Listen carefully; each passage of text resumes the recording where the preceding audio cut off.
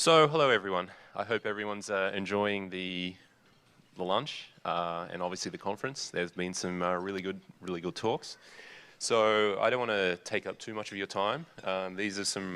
Basically this is a talk that is a random collection of thoughts and reflections on information security, some of which you've probably heard of a little bit of during these talks in this conference, and some are just other reflections on information security. So who am I? Yes, variously an old man yelling at a cloud and some other things.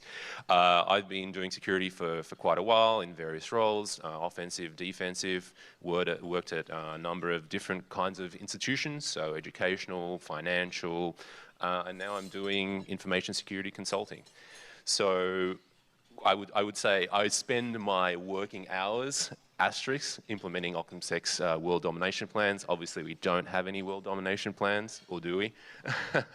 But also, as anyone will know who works in this kind of industry, it does take up a lot of your time. In fact, probably almost all of my time, and I love doing it. And so, you know, I do spend the majority of my time awake doing this. So let's do a little bit of talking about security. As I said, you know, this is 15 minutes, so it's not going to be a huge technical expose on, you know, some in-depth exploitation method. Instead, I'm going to do something a little bit different. I'm going to, you know, plug OccamSec a little bit, but really in the context of our approach. So some useful nuggets, some slightly pointed commentary. Some people might not appreciate that, but I think sometimes you need some, you know, some hard love, if you will, regarding InfoSec. And I would say, you know, most of you here, you've been working in the industry for quite a while and have probably heard most of these things. But, you know, we do keep seeing the same kinds of mistakes. So in a sense, it's probably worth taking a little bit of a different perspective and looking at things a little differently and saying, maybe stepping back and saying, hey, maybe why are we trying to do these things? You know, as Einstein said, doing the same thing repeatedly and expecting different results is the definition of insanity. So maybe we should, you know, reflect on what we're doing. If it makes you, you know, think a little bit while you're having your lunch, then all the better. So the talk is kind of structured as kind of like a few adages and then a few reflections on those. So here is obviously a model of the brain, and we would say this is probably your best asset. You know, we can talk about user training and all that kind of stuff, but even as an analyst or a developer or a researcher, obviously this is really the asset that is most valuable that you have. Obviously there are many details in information security, and the devil is in the details. But as part of this talk, I'm kind of trying to say at a higher level, yes, you do need to worry about the details, but you also need those fundamentals. You need to be kind of taking the right approach. So yeah, if you don't use logic, reasoning, your brain, common sense, then you're kind of doomed from the start. So adage one, this is, you know, a reflection on having your cake and eating it. And again, I'm sure everyone has heard these kinds of things. You know, there's cheap, there's fast, and there's secure, and you can pick any two. And then there's also the 80-20 rule. So once you know, you can do 80% fairly easily, and then once you try to get to that last 20%, then that's when you know, start to get to you know, questions around, is it valuable to reach that last 20%? So, and when I'm talking about, you know, for particular products, for particular solutions here, and I'll go into that a little bit more. But that's what I would say adage one is. So keep that in mind. Keep these adages in mind as we go through this. Adage two, I would say, is basically a reflection on the, you know, modern threat landscape, if you want to call it that. So if your organization has anything of value, and I'd imagine most organizations do, otherwise I'm not sure what, you know, their reason for existence is, then you fit into one or more of those categories, right? Most people, I think, now understand that, you know, threat actors have persistence. Threat actors, if you have any value, have either been in your network or currently are in your network or will be in your network fairly soon. And it's probably something that comes and goes depending on those you know, threat actor groups and what they're trying to get out of you, your organization or organizations, or all of the above. So that's what we'd say adage two is. Adage three, I would say, is, you know, simple things are easier to get right than complex things. So if you have a really complex product, it's much more likely to both have a larger set of bugs and a larger attack surface as a small some proportion. We don't know exactly how to calculate that right now, but some proportion of those bugs will be security relevant bugs. So again, OccamSec, we like to keep things simple. I would say that simple things, product security controls, are easier to get right than complex things. Now let's talk a little bit about the consequences or corollaries of these things. So most of the time we are talking about money because we are talking about organizations with assets that have value, and it's all about money really. In general. Okay, so I'm kind of discounting those threat actors that have slightly different motivations, ideological motivations, that kind of thing. They obviously do exist, but I would say they're the small proportion of your total kind of set of attackers these days. And ultimately, I think it's easy to say, okay, well, these guys have a different, sense of freedom or a different sense of morals, and we don't quite understand why they're doing this. So it's not really about money. But I think governments and groups will probably leverage those people with those sets of morals and ideologies to essentially affect the same kind of the same kinds of goals. So and it is probably about money ultimately, even in those cases, certainly about information. But we're just talking about the bad guys here that are in these things for money. So they basically, this is basically a reflection on the fact that modern attackers operate as businesses. I mean, we talk about the digital underground, if you want to use that term. But just keep these things in mind. So consequences of those adages are that the bad guys are trying to make money off you, your information, your assets, whatever your organization has.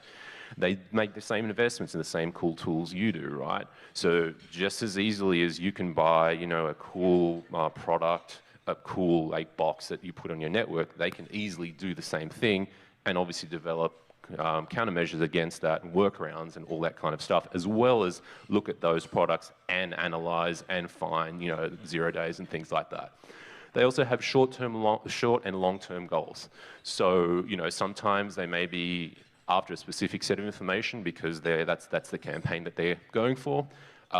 Sometimes they mean long-term goals. They just want to maintain persistence in your network because they think you have valuable assets that they want to exfiltrate for a long period of time. And they're not stupid, nor are they General Zods. General Zod being the guy who's, well, in this case I'm using that as an analogy, obviously, of a super smart super god that is able to infiltrate your networks and do all this kind of stuff. So neither underestimate nor overestimate your attackers is probably the thing to take away around this. And the thing is, though, they do hopefully often have a bigger downside.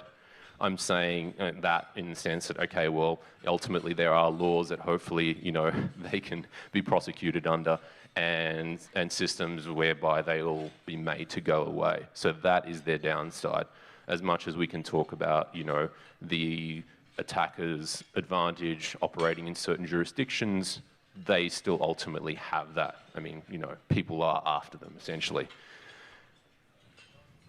So, corollary one, lambs to the slaughter, I would call it. So just, again, keeping this in mind, this is just the adages that we were talking about. There are two types of organizations in the world, those who know they've been hacked and those who are blissfully ignorant, I would say. And obviously, being here, you're hopefully in the group that thinks, they have been hacked and they're going to be prepared for it, as opposed to those who are blissfully ignorant, which probably are not any of you guys here, I hope. So nothing's perfect is number two. 100% security doesn't exist, and I think one of the earlier talks was talking about how people want that thing that is basically I press the button and I'm secure. That obviously doesn't exist, and I just think it's an important enough point that it bears reiterating. So adage number three in Occam's razor, OccamSec again, right? So we're trying to keep things simple. I would also say suspect vendors who say, otherwise. If someone is trying to sell you that, just question that a little bit and say, how are you doing this when it's basically impossible, right? And don't use them, I would say, if they keep saying that, making those claims that essentially are unsubstantiated, unsubstantiatable even. And if you have people that work for you that have this mindset, they probably shouldn't be doing security. I mean, that's just not how security works. So if they're trying to sell that, just keep that in mind. Yeah, so if you don't do testing, then bad guys will test you for free, I would say. Adage number 3. So yeah, everyone's hacked or getting hacked or has been hacked, will be hacked. And it's important for you to understand that either you do it in advance of the attackers or it will be done to you. I mean, that's just, the state of play, if you will. So failure is an option. It's just a consequence of the fact that, nothing is 100% and you probably won't have sufficient controls or sufficient, controls that can help you in every single situation. And obviously attackers are intelligent and they will attempt to locate and bypass those things. So you need to have, a plan B. What do you do then? You need to have an IR plan, you need to have backups and all that kind of stuff. And potentially something like cyber insurance if that's what you feel comfortable with. So yeah, as I was just saying, if you do not have an IR plan, you soon will, because this is as a consequence of the fact that you will probably be hacked if attackers aren't in your network right now and you just don't realize it. So yeah, have an IR plan. Okay, so we've just had some witty guidelines. I'm going to just quickly run through some examples, observations, and handy hints. Everyone talks, or lots of people talk about threat intel and data and all this kind of stuff. Just keep these things in mind. I mean, you can talk about, a million events that your, event correlation system can ingest a second or whatnot. It's really not that useful. They're still kind of ultimately bits of noise. You need to actually process that to get information. And then once you have useful information, that is what becomes intelligence. And we try to sell down towards the, the lower end of that. Your organization can act on intelligence. Data events, I mean, it's like, in some cases, they're completely useless. In other cases, there needs to be a lot of processing around that. How much should I spend? There's been some contention around whether this is possible for some organizations. I would say, you should try to do this, see how much your assets are worth, and then say, okay, well, what is the average around security spend for that? And spend a little bit more than that. So, there's the old adage, which I haven't actually added here, about you don't need to, outrun the bear, you just need to outrun the other guys that the bear is after. So keep on the forefront of that, and that's why I say spend a little bit more.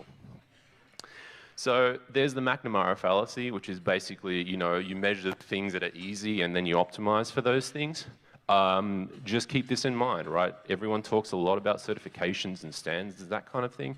I mean, it's really just testing a thing that you should question whether this is actually correlated with improved security.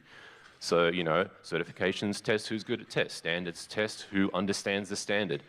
And also, I'd say analogies, often fall over. There's a lot of kind of like, cyber weapons and cyber war and that kind of thing. It's like, sometimes that works and sometimes it gets the point across, but there's a little bit too much lost in the use of those analogies. What are you aiming to be? I would say, just what are you aiming to be? And I put the asterisk on solving world hunger because it doesn't seem to be a thing that most people are interested in doing anymore. Everyone wants to be, Facebook and the SEALs and everything else. But keep in mind, you don't have boot camps and court martials and you aren't killing people. So is this really what you want to be looking for and trying to be as an organization? Again, economics. Bad guys don't care about all of these things, maturity, PCI compliance. It's like, what do you have? Do you have what I want, and how do I get it? And obviously there's a cost trade-off there. If it just costs too much to get, then they'll move on to the next attack, or in some cases we'll get more advanced attackers trying to come back for it. So there is the art of the con. Bad guys know your weaknesses and try to exploit them, otherwise they go out of business. It's basically what they're trying to do. So there's a lot that can be, talked about in terms of the con, in terms of I suppose, sleight of hand and trying to get things out of you that you don't even realize are being gotten. But I just want to demonstrate this little video. Hopefully it works.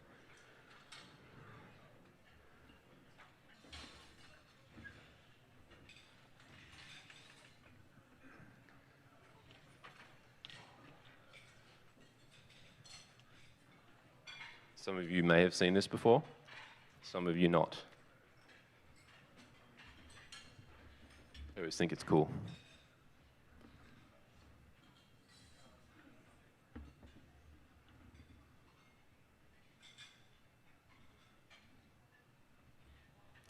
So hopefully everyone saw that. I mean, most people do not see the hidden aspect of that. Their attention, obviously, as it's titled, selective attention. You don't see the guy in the suit, gorilla suit, coming across generally, right? Because you're following the ball. And again, attackers will understand that. They understand motivations and psychology. That's kind of their business.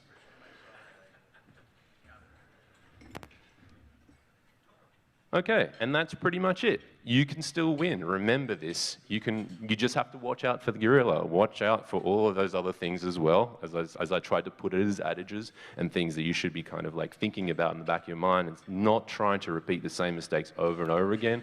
Not trying to be conned by, even vendors of products that try to sell you snake oil, as well as the attackers themselves who are trying to do all these kinds of attacks and inundate you with the events that you're trying to correlate for some reason. And also, please come and visit us at our booth. If you like the idea of simplifying security and doing things in a slightly different way and getting some actual stuff done, then please come and talk to us. And that is the end of my talk, so thank you very much.